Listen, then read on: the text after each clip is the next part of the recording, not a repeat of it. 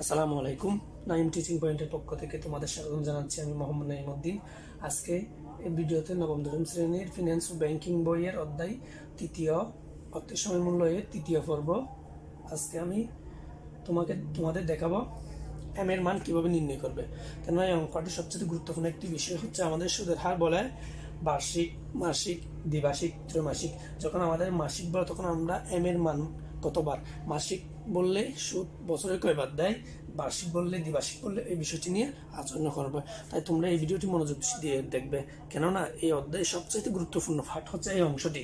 কারণ তোমরা যদি বুঝতে না পারো বছরে কয়বার সুদের কথা বলছে, তাহলে তোমরা অঙ্কটি মিলাতে পারবে না, অঙ্কটি তোমাদের জন্য কঠিন হয়ে যাবে। তাই আমি তোমাদেরকে আজকে ভিডিওতে এটি ভালোভাবে বুঝিয়ে দেব। মাসিক, যদি অঙ্কে বলে মাসিক 12% হার সুদে, যখন মাসিক বলবে তখন তোমাকে ধরে নিতে হবে এম এর মান হবে 12। মাসিক মানে মাসিক অর্থ হচ্ছে মান্থলি। আমরা জানি এক বছর সমান 12 মাস, তো 12 মাসে 12 বার সুদ, সেজন্য এম সমান 12। যদি বলে বার্ষিক, বার্ষিক মানে তোমরা জানো আমরা বার্ষিক পরীক্ষা দিই, তার মানে বছরে একবারই বার্ষিক পরীক্ষা দিই।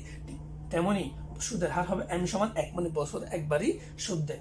দ্বিমাসিক 6, দ্বিমাসিক বছর 2 বার সুদ দেয়, 6 মাস পর 2 বার সুদ দেয়, সেটাকে বলে দ্বিমাসিক। আর ত্রৈমাসিক বললে বছরে 4 বার সুদ দেয়, মানে 3 মাস অন্তর, মানে 3 মাস পর তোমাদেরকে সুদ দিবে। তাহলে হবে কি ত্রৈমাসিক 4 বার, এম সমান 4। সাপ্তাহিক বললে সমান 52। আমরা জানি এক বছরে হচ্ছে 52 সপ্তাহ, সাপ্তাহিক ভাবে সুদ দেয়। আর পাক্ষিক বললে এম 24, পাক্ষিক বললে এম মানে পাক্ষিক যখন বলবে তখন এম সমান 24। আর দৈনিক যদি বলে এম সমান 365। দৈনিক হচ্ছে কি প্রতিদিনই সুদ দেয়, যেহেতু প্রতিদিন সুদ দেয় সেহেতু আমরা জানি এক বছর সমান 365 দিন, 365 দিনে 365 দিন সুদ দেয়। আশা করি তোমরা এই বিষয়টি বুঝতে পেরেছো। আরেকবার তোমাদের বলতেছি, এই অংশটি খুবই গুরুত্বপূর্ণ। কেননা তোমাদের বুঝতে হবে বছরে যদি তোমরা কয়বার সুদ দেয় সেটা না বুঝলে তাহলে তোমরা অঙ্কটা করতে পারবে না। তাই তোমরা অবশ্যই এই ভিডিওটি ভালোভাবে দেখবে। আর গত 2টি পর্বে আমি এর অধ্যায়ের বেসিক আলোচনা করেছি, তাই এগুলা বলতেছি না, আজকে এই বিষয়টি বললাম।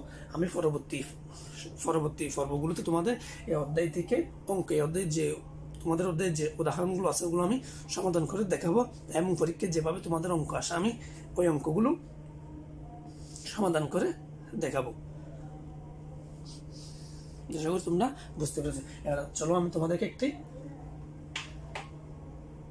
একটি অঙ্কের মাধ্যমে বুঝিয়ে দিই। এই অঙ্কটি আমি এমনি তোমাদেরকে প্রশ্ন বলে বোঝাবো, পরবর্তী পর্বে আমি এটা সমাধান করে দেখাবো।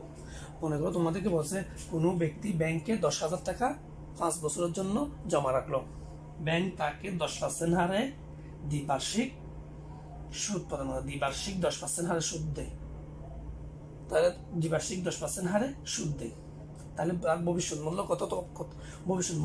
কত? তখন আমাদেরকে বের করতে হবে এফ বি সমান হচ্ছে, এফ বি সূত্র আমরা জানি B into 1 plus I to the power M, N into M. যেহেতু দ্বিবার্ষিক সেহেতু বি মনে করো 10,000,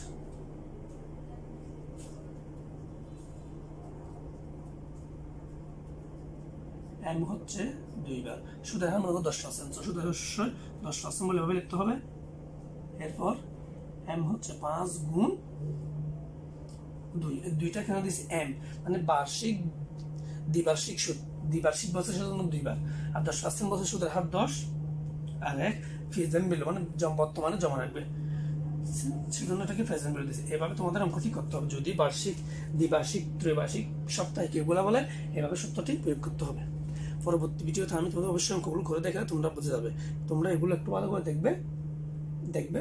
আর তোমাদের কোনো প্রশ্ন থাকলে অবশ্যই আমাকে কমেন্ট বক্সে কমেন্ট করে জানাবে। তোমরা যদি নতুন হও আমার চ্যানেলটি অবশ্যই সাবস্ক্রাইব করবেন এবং পাশে থাকা বেল বাটনটি ক্লিক করবেন, যাতে আমি ভিডিও আপলোড করার সাথে সাথে তোমরা সবার আগে নোটিফিকেশন পাবো। আর আমার ভিডিওটি যদি ভালো লাগে অবশ্যই একটি লাইক দিবেন। পরবর্তী ভিডিওতে দেখা হচ্ছে, ততক্ষণ ভালো থাকবেন, সুস্থ থাকবেন। আল্লাহ হাফেজ।